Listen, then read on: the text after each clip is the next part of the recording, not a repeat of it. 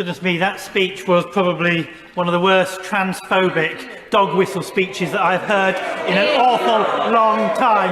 The idea of linking trans people with predators, frankly, is disgusting, and you should be ashamed. No, calm down. Yes. No. Lord Russell-Moyle. Way to you, or anyone else, to the honourable member, Now, on the substance of this, ignoring that horrible speech that we have just heard, Order, Peter Bottomley. Did the chair hear anything transphobic in the previous speech?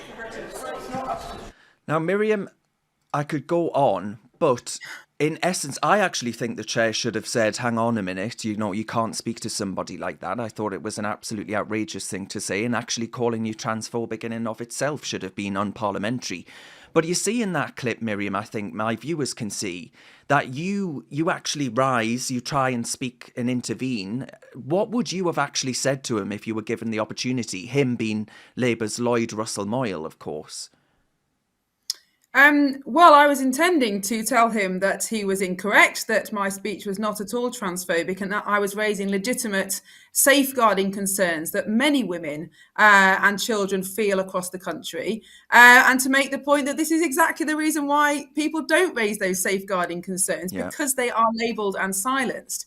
And I think, to be fair to Madam Deputy Speaker, I doubt she could hear my speech, because throughout the time I was speaking, the SNP and Labour were shouting over me throughout the whole speech. Now, you can't hear that particularly well when you listen to the playback, because the microphones in Parliament are very clever and they just pick up, the person who is on their feet generally. But that's why I was speaking quite loudly in some parts of my speech, because I was being shouted over. And there was one point when I think I said that it's a fact that men are significantly stronger than women, and that's why we need single-sex spaces in intimate areas.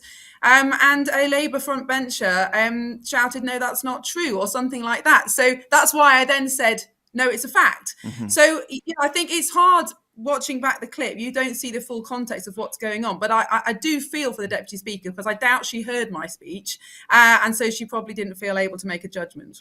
Now, Lloyd Russell-Moyle of the Socialist Republic of Brighton, he's actually said, Miriam, that he had failed to control his passion in an emotional debate, and insisted that actually he stands by the words that he said. It's a bit of a, forgive my French, but it's a bit of a half-arsed apology, Miriam. Do you accept it? Well, I think a bit of emotion in Parliament in any debate is inevitable, and passions run high. We all understand that. But actually, and I personally have had an enormous amount of support from my own colleagues and from the public. So I'm not seeking some kind of apology for the sake of it. But I do think there's a wider question here, which is, how are women supposed to speak up about their legitimate concerns about their own safety when they are then silenced by angry men? Let's be honest. And if we needed greater proof of women's need for protection from biological men than his speech, then I don't think we're going to find it. So, it was quite illustrative of the kind of reaction that many women face. And, there's a free speech issue about that, but there's also a big safeguarding issue about that, because one of the many reasons that people don't raise safeguarding concerns in, say, for example, suspected child sexual abuse, like we saw in Rotherham, is because they worry that they're going to be labelled as bigots or whatever it is.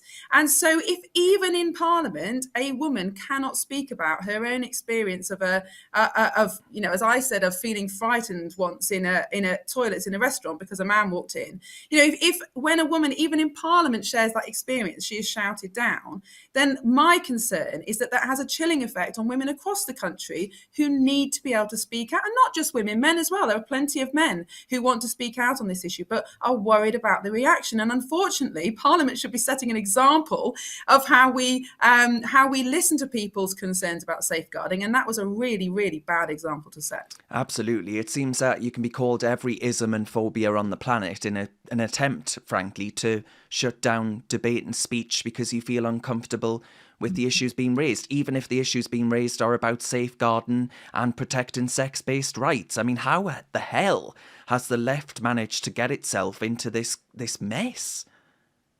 Yes, I mean, if that's progress, it doesn't look particularly attractive, does it? And I think, I do feel sorry for my colleagues in the Labour Party, and Rosie Duffield, who you mentioned earlier on, is an absolute hero, because I do think they are very ideologically divided on this issue. And as many problems as the Conservative Party might have, this isn't particularly one of them. And I think on our benches, although of course there's nervousness about speaking out about it, I think most people are pretty convinced that biological reality is important, child safeguarding is important. We need to be careful how we navigate these issues, but we do need to stand up for women and children's safety. Whereas I think, in the Labour Party, it's not like that at all. And I know Rosie has faced the most appalling conditions and lack of support. So yes, they do seem to be tying themselves in knots over this. And I don't think they're representing ordinary people.